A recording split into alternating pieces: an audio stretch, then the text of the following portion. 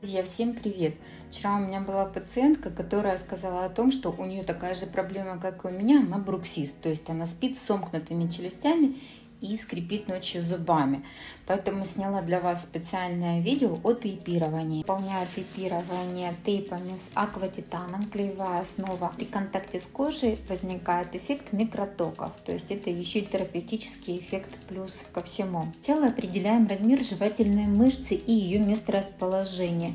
Верхний край крепления жевательной мышцы, нижний край крепления жевательной мышцы. Затем сцепливаем зубы и пальчиками прощупываем щечный и околоушный край. Затем замеряем размер тейпа, который будем апплицировать в эту зону. Для аппликации фонарик мне понадобится 3 одинаковых отрезка тейпа. Сначала закругляем края.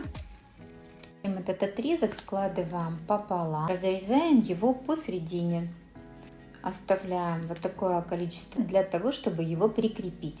Оставшиеся 2 отрезка тоже разрезаем пополам. И у нас получается вот такая аппликация. Затем мы надрываем, где у нас начинаются вот эти наши полоски. Снимаем бумажную часть и вот этой частью будем приклеивать тейп к началу крепления мышц. Прикладываем к месту крепления мышцы и заглаживаем тейп, чтобы он хорошо приклеился. Приподнимаем и натягиваем. Все полосочки поднимаем вверх. Бумажная часть. Мы будем припарковывать нижнюю часть тейпа к нижней челюсти. Для этого нужно открыть широко рот, натянуть тейп и начинаем растягивать полоски. Самая крайняя растягиваем и приклеиваем. Самая крайняя околоушная. И между ними растягиваем 2 центральные.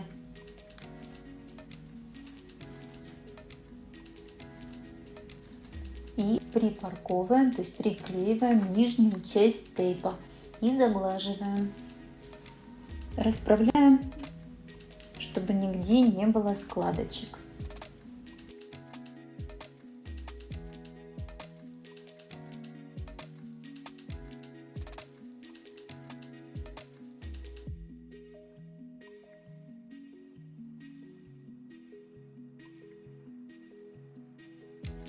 Так выглядит тейпирование жевательной мышцы. Это тейпирование называется фонарик. С этой стороны мы повторяем такое же тейпирование.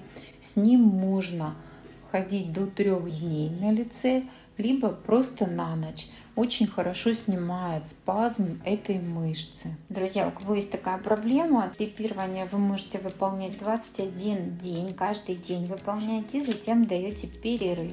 Кто же выполняет ботулинотерапию, тут не нуждается в данной процедуре.